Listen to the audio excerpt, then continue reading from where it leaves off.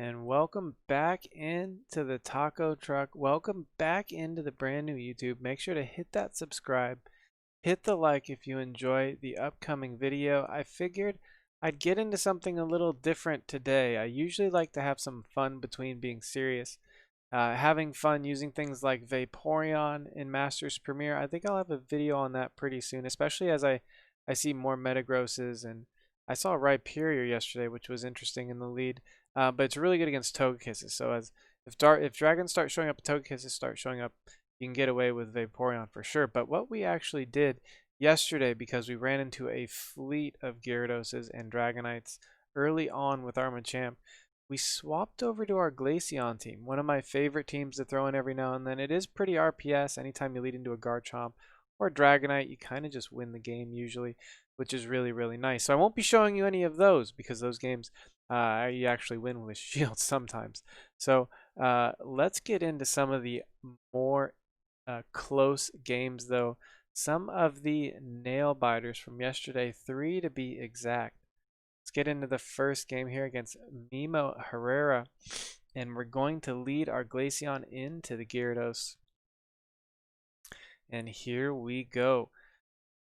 Going to be going straight for the Icy Wind to start, and he actually swaps, which is interesting because the matchup is much closer than maybe this person knows. And he swaps into his Swampert, which is going to allow me to throw this Icy Wind to debuff it. And then my goal here is to swap into Gyarados, except I miscount. I didn't calculate the Mud Shot that Swamperts and 1 and 2 turn Pokemon are getting when they swap in.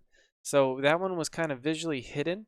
So I didn't count it, and that would be, the 5th one, 6, 7, 8 that I count there, 9 and 10. So on 10 we swap because it's 5 Mud Shots essentially. So you can just count its arm going up and down for Swampert. It's pretty simple. Especially people just cast Hydro Cannon on the Hydro Cannon a lot of the time too, because they're trying to get off as many as possible. So as you can see, I'm hard farming. He could have got off another Hydro Cannon. Maybe he's thinking about farming himself or trying to get a Sludge Wave if he had it. He's going to come back in with his own Gyarados. And so lost some energy there, but we are going to go into the crunch here as we have a bunch of stored up energy ourselves. And we're going to be in this mirror match with another Gyarados. Throwing another crunch. Let's see what this trainer decides to do. We really need to win the switch advantage because we can't have our Glaceon get into a bad spot. So at this point, we're feeling pretty good, right? We have all 3 Pokies. We have 2 shields.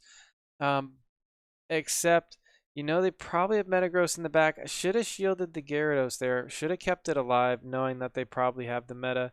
And what we end up doing is we swap into the Glaceon, and we're going to shield this, farm up, thinking that throwing an Icy Wind into this Metagross will probably be all we need. And we're going to successfully get this off, which means that our Metagross can take an Earthquake. Once you debuff a Metagross, your Metagross can take the Earthquake, and it's going to be able to get 2 Meteor Mashes. So you can hit the first Meteor Mash, and as long as you go Meteor Mash, not Earthquake, you're going to be able to get to the second Meteor Mash. So I can double Meteor Mash, take an Earthquake here is my thought process, right? The Metagross on the other side has energy from before, so it probably has 80, 90, maybe even 100. So I should have thought about that here. I definitely should have shielded the Earthquake. That would have been the best use to my shield. The other Pokemon essentially is dead. I thought that this player would just go Meteor Mash, Meteor Mash, Meteor Mash. I thought they would go straight Meteor Mash. So I let the first one go, was going to shield the second. And in hindsight, as you'll see, it's going to end up being a really, really close game. So I'm gonna as I was saying earlier, you get 2 Meteor Mashes. I'm gonna get it with just barely a little bit of health. And they make a great play here and swap. And as you can see, I'm slow. I don't swap myself. All I needed to do was swap in my Gyarados. My Gyarados has enough life to kind of like simultaneously KO. Could have brought my Metagross back in with the Meteor Mash to KO theirs. So a really, really good and close game there that was a really, really close game. That could have gone either way. All I had to do was play my shields, play my swap a little better at the end, just be ready for them swapping, but they just caught me off guard. So kudos to them. That was a great swap, and we're gonna get into another game here. So another thing that'll happen if you guys do try out this team is one thing you got to think about is it's actually tougher to play this team sometimes when you win the lead. One of the tougher leads that you'll play against is actually going to be Togekiss, because Togekiss does so much damage to your Glaceon. And so as you're going to see here, I make a mistake right off the bat when his Togekiss comes out, my Dragonite comes in here, right? We're going to go straight Dragon Claw against it. We bring in the Dragonite because we see the Togekiss. We have to throw it out there, do the best we can. You know, not really going to invest any shields in it, because the reality is we just need to win switch advantage, and then the Dragonite dies the Togekiss anyway.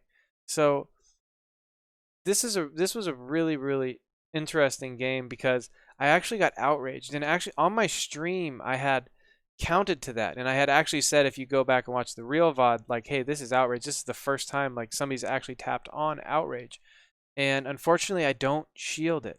So not something you're going to see a lot. I run Superpower, most people run Earthquake, but this Snorlax was running outrage, and because of that outrage he wins the switch advantage. I have to bring my Snorlax back in, and we're going to be taking some charge attacks here. That Snorlax has a lot of health for me to try to lick it down. I think I make another mistake here, not just going straight Body Slam, trying to get rid of it. I take 2 Body Slams here. I'm going to get greedy, and I'm going to start to charge up my Snorlax. I'm thinking all I need is some energy on my Snorlax, and I'm good. I should have thrown the Body Slam here. I would have had over a half health, 2 shields. If they have Metagross, I can handle the Metagross. So looking back at this video here, this is where the mistake is. I get greedy a lot of times on energy, because in my mind, I'm thinking Togekiss, Snorlax. Okay, they have Metagross. They 100% have Metagross in the back, but it's just it just didn't work. I'm sorry, Gyarados. I'm sorry. In my mind, I'm thinking this player has Gyarados. I'm sorry, chat.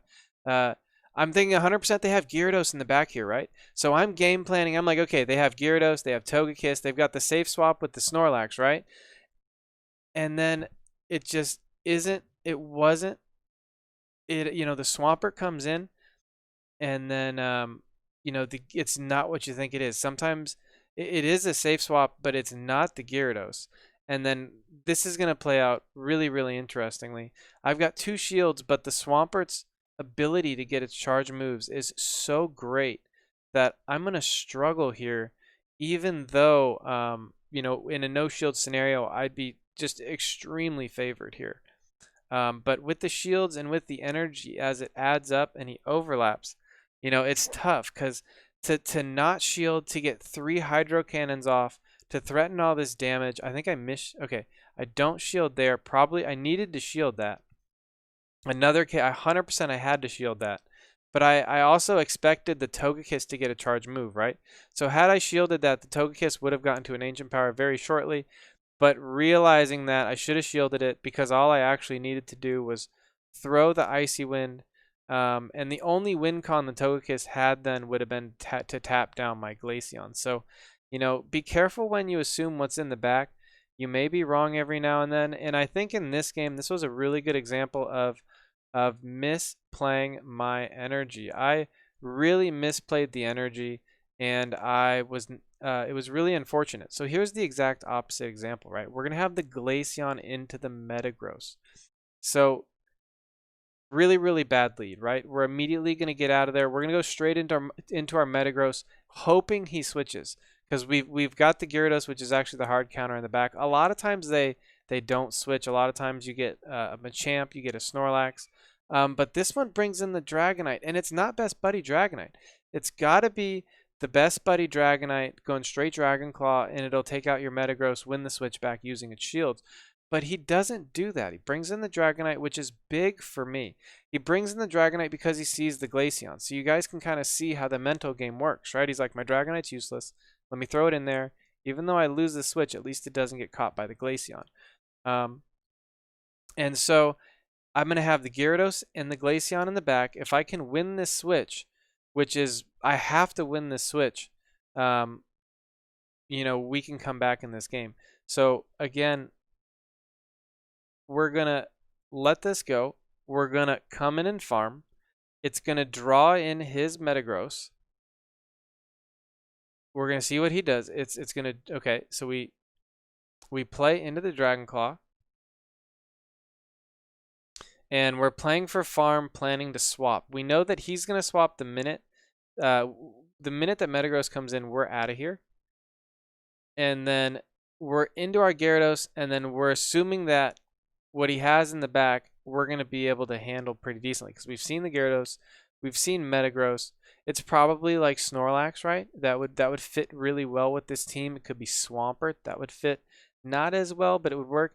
Magnezone would actually be a disaster for us and fit really well. So Magnezone would be a losing condition for us. But at this point, he's staying with the Metagross, so he has to be weak to the Gyarados, and we're going to be able to shield if we want to, but I don't believe we do that because he stays in here. Okay, we do shield, never mind. So we throw up the shield there, and we're going to be able, and then he does finally shield here, and realizing now he does have this Garchomp in the back, we're going to throw the Crunch. The Garchomp cannot kill us with Sand Tomb, which is really, really nice. It's going to have to throw an Outrage. And so it makes sense to me now why he's not switching. The Gyarados is extremely good against the Garchomp. The Glaceon is extremely good against the Garchomp. And a lot of people are actually using Gyarados and or Dragonite and Garchomp. You're going to run into two of those three together a lot of times with Metagross. If you see Gyarados and you see Garchomp, you can game plan for Metagross. And our Glaceon is going to be able to come back in there, and we're going to win this game using... I know Avalanche is better, but you just never use it. You just never use Ice Beam. It's always Icy Wind. I do need to TM this, though, but it's just a reminder to me to always use Icy Wind, honestly. That's why I've left it as Ice Beam. So those were some really, really, really good battles with Glaceon. I hope that you enjoyed the video. I hope that you learned something. Maybe you learned a little bit. If you want to go try Glaceon, I highly recommend it, especially if you like leading fighters and things weak to those flyers.